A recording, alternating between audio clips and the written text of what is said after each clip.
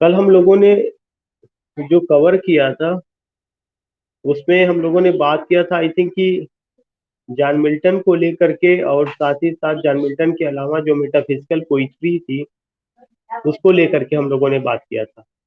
After metaphysical poetry and John Milton, कौन आपके next poet कौन है सिलेबस में? Alexander pope, essay on man. Alexander pope का जब आप एसे ऑन मैन बात करते हैं तो there are certain points which you have to keep in your mind. सबसे पहला चीज की जो अलेक्जेंडर पोप थे, Alexander Pope was the leading poet of Augustan age. जो अलेक्जेंडर पोप थे वो लीडिंग पोएट थे किस एज के? ऑगस्टन एज के। तो नोट डाउन दिस पॉइंट, या you have already noted it कि Alexander Pope was the leading poet of Augustan age. वो ऑगस्टन एज के लीडिंग पोएट थे। और जो ऑगस्टन एज है, Augustan age it covers the period from 1700 to 1745। 1700 से लेकर के 1745 ईस्वी तक का जो पीरियड है उसको हम ऑगस्टन एज के नाम से जानते हैं। फ्रॉम 1700 टू 1745, 1700 से 1745 ईस्वी तक का पीरियड ऑगस्टन एज है। और जो ऑगस्टन एज का जो लीडिंग पोएट है वो आपके अलेक्जेंडर पोप है। उनके नाम पे हम इस एज को एज ऑफ अलेक्जेंडर पोप भी कहते हैं। सेकेंड इंपॉर्टेंट पॉइंट की why the age was famous, या एज क्यों फेमस रहा है और पोप ने क्या किया।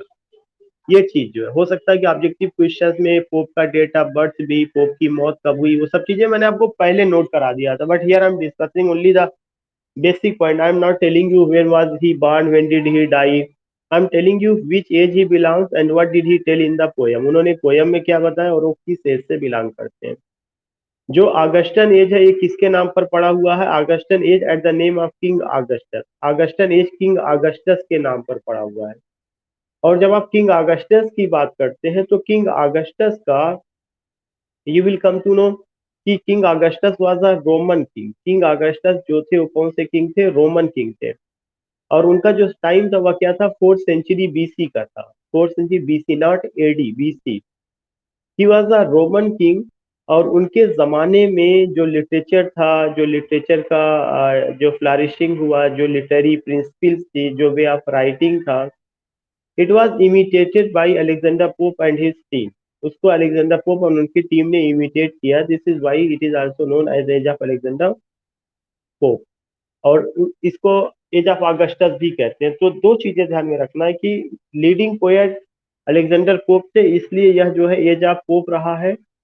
दूसरा इंपॉर्टेंट पॉइंट ये रहा है कि जो उस समय के जिसके नाम पर वह एज रखा गया, दैट वाज किंग ऑगस्टस।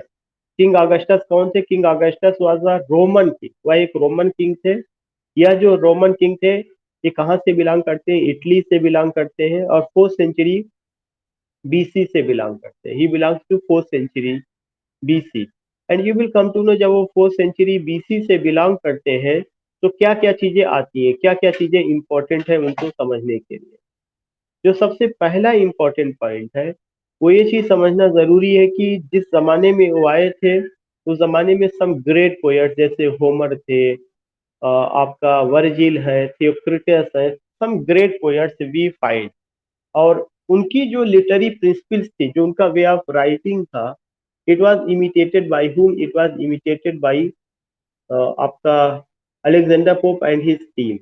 तो इसी वजह से इस एज को हम किसके नाम से देखते हैं? इसी वजह से हम इस एज को Alexander, age of Alexander Pope के भी नाम से जानते हैं। सेकेंड इंपॉर्टेंट पॉइंट की when we go with this age, तो एक और इसका नाम रखा गया neo classical age. Why it is called neo classical as?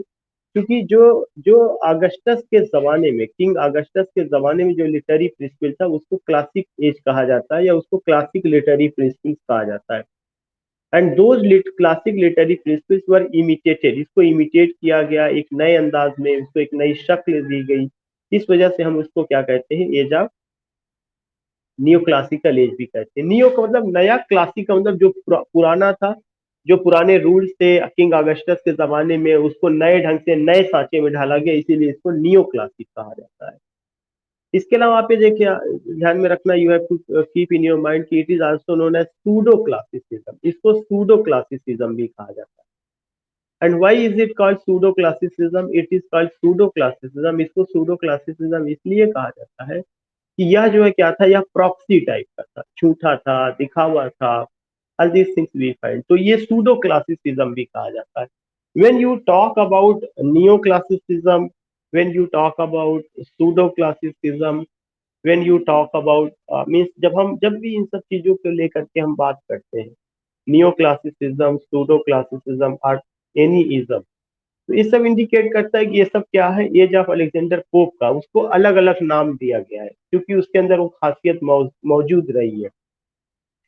Pseudo classicism इसलिए कहा गया कि जो क्लासिक लिटरेरी प्रिंसिपल था उसको जब फॉलो किया गया, it was followed with some modification, with सब changes, and you will come to know, बहुत सारा उसमें तब्दीली बदलाव लाया गया, इसी वजह से इसको सूडो क्लासिसिज्म, क्योंकि वह क्लासिसिज्म नहीं रह गया था, सूडो क्लासिकल एज हो गया वो, उसमें दिखावटीपन, बनावटीपन, all this we find. Now the question is that कि why the age is famous. जो ये एज रहा है, the age was famous for irony, the age was famous for satire, the age was famous for heroic couplet. Remember that कि यह जो as था यह किसके लिए फेमस था, आयरनी के लिए फेमस था। यह जो एज था यह सटायर के लिए फेमस था। यह जो एज था यह हीरोइक कपलेट के लिए फेमस था।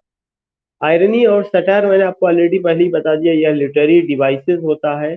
Irony is a type of word, it's a literary device in which you find two meaning, meaning on surface and meaning under surface, but meaning under surface is more important rather than meaning on surface. Irony एक literary device होता है जिसमें दो meaning निकलती है। एक meaning जो आपको दिखाई पड़ती है, जो एकदम सतह पर होती है कि ये चीज है, एक मीनिंग छुपी होती है, लेकिन छुपी हुई मीनिंग ज्यादा इंपॉर्टेंट है rather than meaning on surface को लेकर के। सटायर क्या होता है, सटायर एक तरह से जो है एक अगर कहा जाए कि यह एक कमेंट है, वी पास कमेंट, या we want to criticize someone's nature, उनका नेचर का वो भी पार्ट जो कि जो है थोड़ा सा कहा जाए कि जो अच्छा नहीं है, या व्यंग जिसको हिंदी में हम कहते हैं। तो passing comment या creating ridiculous atmosphere, sometimes using light satire, we want to tell what we want to tell, कि एक आदमी की नेचर की जो कमियां हैं, जो उसकी अपनी कमियां होती हैं, उसको we want to highlight, we want to tell, और ये उम्मीद की जाती है कि ऐसा कहने से उसमें सुधार की गुंजाइश बनी, वो सुधरेगा। तो ये खासियत होती है सटायर की।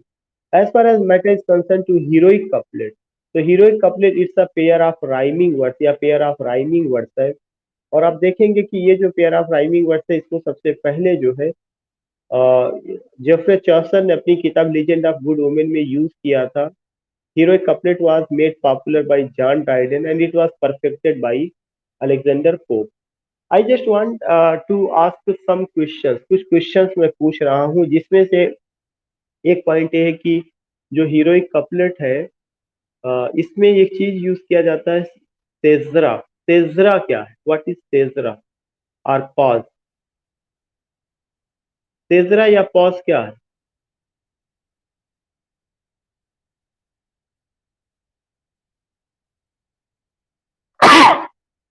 या फिर से Shoaib, you are saying something, what is caesura और पॉज, या सेजरा या पॉज को कैसे दिखाया जाता है?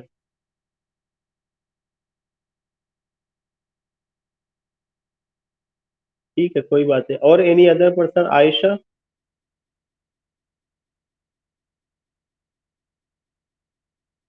कामा का यूज करके, सेजरा या पास को कामा का यूज करके दिखाया जाता है, ये एक सबसे इंपॉर्टेंट पॉइंट होता है। ऑफन यू विल फाइंड कि जो हीरोइक कपलेट है उस हीरोइक कपलेट में कामा का यूज किया जाता है, that comma just indicate stop, that's not full stop. Full stop का मतलब तो ये हो गया कि अब बिल्कुल पूरा सेंस कंप्लीट हो गया। जो सेजरा होता है वह कामा, एक तरह से अगर जो पंक्चुएशन मार्क है वह कामा होता है, और वहां पे थोड़ी समय के लिए ठहराव होता है, तो सेजरा या पास का जो मार्क है that is comma.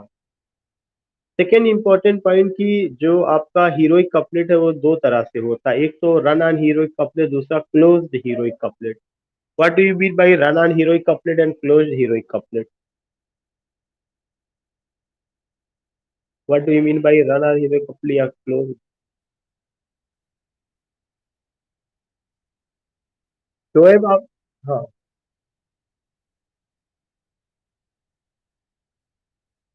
Run on में क्या नहीं होता?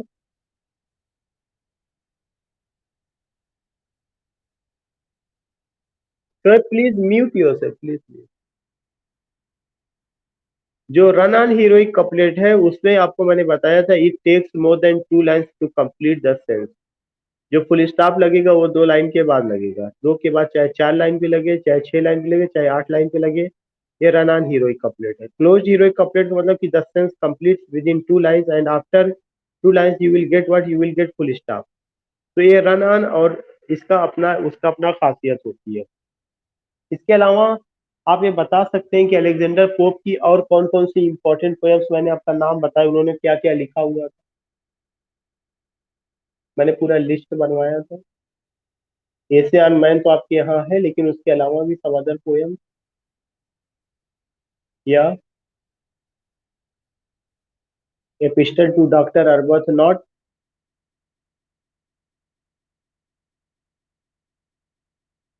डंसियार्ड। उनका मॉक एपिक भी रहा है, या epistle to doctor Arbuthnot, all these things we find. So what I want to say, what I want to tell you have to remember these things. तो आपको ये उनके कुछ कंटेम्प्रेरी राइटर्स के आप नाम बताइए। Tell me the name of some contemporary writers.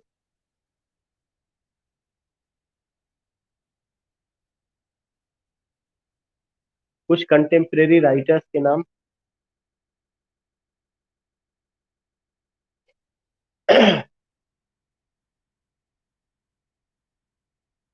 Joseph Addison and, that's nice या।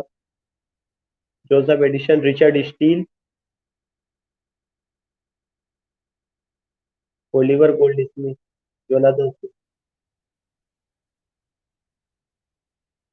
यस।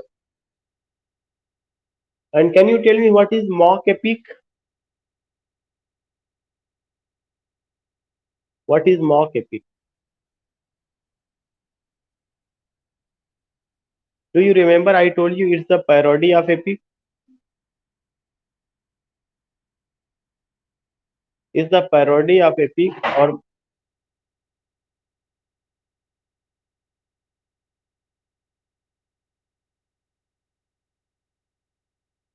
या रिडिकुलस होगा, पेटी होगा, और जो स्टाइल होगा वो तो एपिकल होगा, लेकिन जो उसका ट्रीटमेंट होगा खासकर सब्जेक्ट मैटर जो होगा वो रिडिकुलस होगा। और वह ट्रिफल होगा, पेटी होगा, और उसका नो एक ऐसा चीज जो बहुत उसमें कोई सीरियसनेस नहीं होगा। इस तरह की चीजें हम पाते हैं या हम देखते हैं। इसके अलावा you will come to know कि जो उनका और भी चीजें हैं, आपको उसको स्टडी करना पड़ेगा अलेक्जेंडर पोप का, कि और उन्होंने चीजें क्या किया। उनका poem rape of the lock है, जो 1712 में आता है, बाद में 1714 में कंप्लीट होता है, 5 कैंटोज में है। उसमें उन्होंने बिलिंडा का जिक्र किया हुआ है कि how the hair of Belinda was cut down by Peter. So that is the example of mock epic. Asian Man, Asian Criticism, Rape of the Lock, Dunciad, and you will come to know some other poems। जैसे अगर आप उनको देखेंगे कि Asian criticism हुई कि आपने बताया था, मतलब बहुत सारी चीजें और भी उन्होंने किया हुआ। उनके contemporary Richard Steele, Joseph Addison, Jonathan Swift और डॉक्टर सैमुअल जॉनसन भी उस समय उनका दौर चल रहा था। और कुछ उनके समय में प्री रोमांटिक पोएट्स भी आए हुए, उनका नाम आप बता सकते हैं? जो अगला पोएट आपके यहाँ प्रिस्क्राइब्ड है।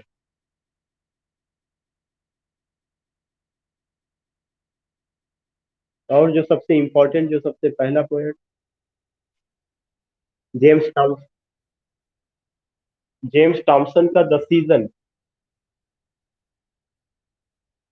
और थॉमस ग्रे ने क्या लिखा है, what did he write? Elegy written in a country churchyard. Thomas Gray ने elegy written in a country churchyard लिखा हुआ है। और जो विलियम कॉलिंस है उन्होंने क्या लिखा है? Ode to ode ode to evening. इसके अलावा एक और पोएट रहे हैं, ओलिवर गोल्ड स्मिथ ने क्या लिखा था? Deserted village. डिजर्टेड विलेज जो पोयम है। नाउ अब आप जो है ये बताइए कि जो अलेक्जेंडर पोप है, इनका जो एशियन मैन है, इसमें उन्होंने क्या बताया, व्हाट डिड ही टेल, इसमें उन्होंने क्या बताया? अलेक्जेंडर पोप ने इस पोयम में उन्होंने क्या बताया? उन्होंने एक चीज बताया, Asian man, he criticises man, man who think that he is the rational creature, man he thinks that he is superior to other creatures of God. उसका उन्होंने एक तरह से उसके अंदर का डायलेमा, उसके अंदर का इल्यूजन को लेकर उन्होंने बात किया है कि मैं सोचता है कि वह बहुत रिलीजियस है, फिर कभी वह स्केप्टिक हो जाएगा, कभी साइंटिफिक हो जाएगा, कभी दिखाएगा बहुत लिबरल है, फिर काफी कभी क्रूएल हो जाएगा, कभी दिखाएगा कि वह लाइट साइड ऑफ लाइफ को लेके सोचता है, कभी डार्क साइड को लेके बात करेगा, मतलब उसका कांस्टेंट नेचर नहीं है। उन्होंने यही बात कही कि अ, एक बहुत बेहतरीन लाइन उनका, know then thyself presume not God to scan the proper study of mankind is man. उन्होंने मैन से अपील किया है कि तुम अपनी स्टडी करो, तुम खुद जानो कि व्हाट आर यू। और साइंटिफिक मेथड को उन्होंने, रीजन को, थॉट को, इसको लेके उन्होंने बात की, उसको उन्होंने सपोर्ट किया हुआ है। तो जो पोयम एशियन मैन है, it's a poem written in heroic couplet, and in this poem he talks about human nature. मैंने आपको पहली बात बताया था, यह जो एज रहा यह ह्यूमन नेचर को लेकर के रहा। उसमें वो ह्यूमन नेचर को लेके बात करते हैं और बताते हैं कि जो मैन है उसका नेचर क्या है, उसका नेचर में डायलेमा है, उसके नेचर में इल्यूजन है, कांस्टेंट नहीं है। कभी वह सोचता है कि बहुत सुपीरियर है, फिर कभी कहेगा नो बहुत इंफीरियर है, कभी सोचेगा कि वह जो है झूठ नहीं बोलता, केवल सत्य बोलता, कभी सोचेगा केवल झूठ ही बोलता है, कभी डार्क साइड, कभी लाइट साइड, कभी लाइफ को, कभी डेथ को, कभी स्केप्टिक होगा, कभी रिलीजियस होगा। ये सारा का सारा जो नेचर है मैन का, वो उसको लेके बात करते हैं। उन्होंने यही कहा कि मैन की ड्यूटी है कि वह मैन का प्रॉपर स्टडी करे, उसका नेचर क्या, उसके बारे में जाने, समझे, उसको बताए। तमाम चीजें उन्होंने एग्जाम्पल दिया कि जैसे देखो प्लेटो ने कैसे किया था, और लोगों ने अपने जमाने में कैसे किया था, उन्होंने कैसे लोगों को बताया, उनके नेचर को समझाया, all this things. So you have to go with what, you have to go with the summary, with the original line of the poem. बाकी हम लोगों ने इतना कवर कर लिया in today's class, nothing more, wait for tomorrow.